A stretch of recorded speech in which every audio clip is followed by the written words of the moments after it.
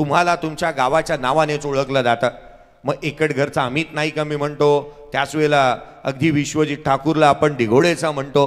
प्रत्येक गावाचं नाव हे तुमच्या नावाच्या पुढे नेहमीच लागलं आहे. म्हणून गावाच्या नावासाठी तुम्ही काहीतरी करायला हवं. हा खेळ महत्वाचा राहतो. 13-4 पुढचा बॉल गोलंदाज नरेश आलेत. हा फिरकी पट्टू आहे, चेंडू वळवतो, फ्लाईट देतो, मुभा देतो आणि बॅटिंग करणाऱ्या टीमकडे सर कदाचित असं वाटू लागलं ना की रात्रीचे 2:36 झाले. राजेजी भगत, जिथे आपण राजेंद्रजी भगत सर यांना पाहतोय पंचाच्या भूमिकेमध्ये,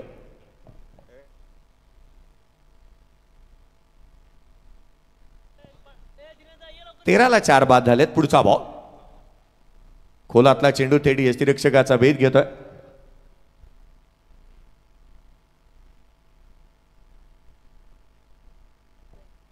आणखीन एक चेंडू निर्धाव स्वरूपाचे येतोय. लगातार 2 चेंडू निर्धाव स्वरूपाचे आलेले पाहायला मिळालेत.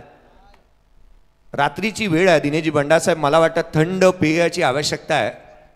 रणजीजी पाटील साहेब यांना हा बॉल कमी गतीने इथे पाहायला मिळाला होता, जो मात्र खेळपट्टीच्या अगदी जवळ विसावलेला पाहायला मिळाला. मैदानाच्या आतमध्ये नरेश याला आपण पाहत आहोत, काही अंशी त्याला क्रॅम्प आलाय. तो मैदानाच्या आतमध्ये बॉल डिलिव्हर्ड केल्यानंतर थांबला. नरेश, स्प्रेची आवश्यकता असेल तर स्प्रे आपल्याकडे अवेलेबल आहे.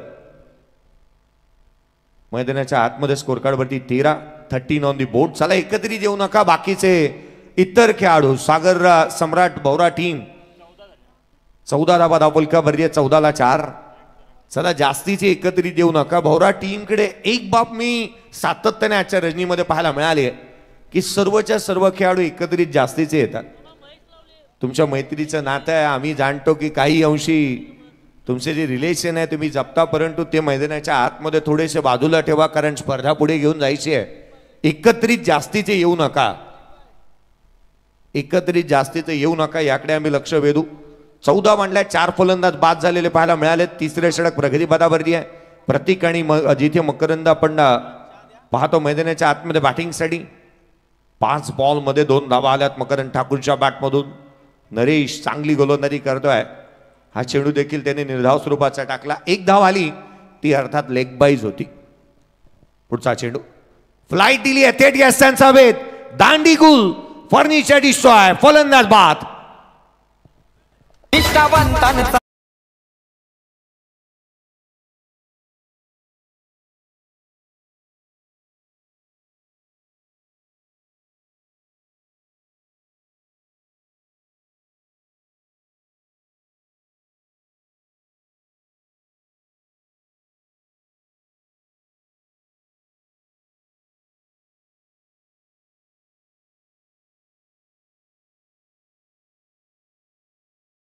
धक्का क्रमांक 5. तू चल मैं आया, अशीच परिस्थिती मैदानाच्या आतमध्ये आहे. कोणताही खेळाडू मैदानावरती तळ ठोकून उभं राहायला तयार नाही आहे. यस अंपायर, काही अंशी आपण पाहिलं तर मैदानाच्या आतमध्ये जी गोलंदाजी झाली आहे ना, हा गोलंदाजीतला दर्जा चांगल्या रीतीने मेंटेन केलाय.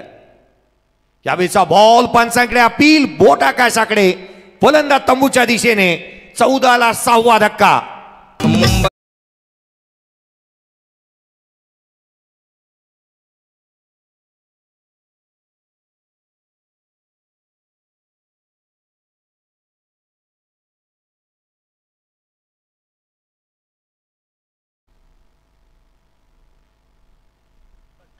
आदरणीय खासदार संजयजी दीना पाटील साहेब यांची उपस्थिती आपल्याला या स्पर्धेच्या माध्यमातून पाहायला मिळणार आहे.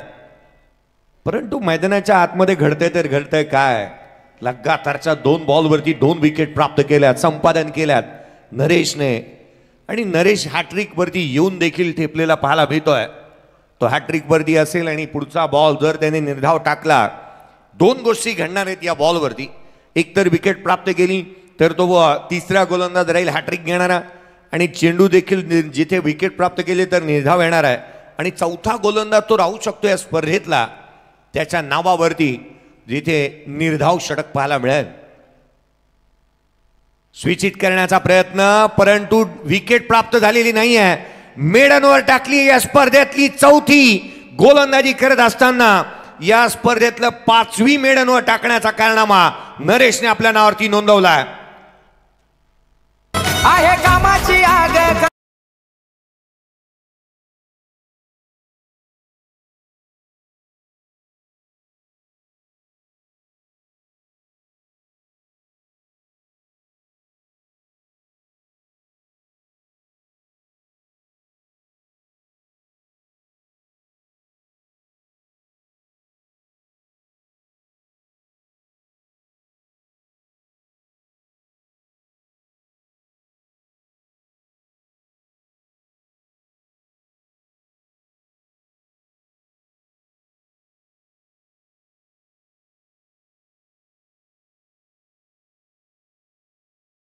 तीन षटक संपले, 14 धावा धावफलकावरती. 6 फलंदाज बाद झालेले पाहायला मिळाल्यात.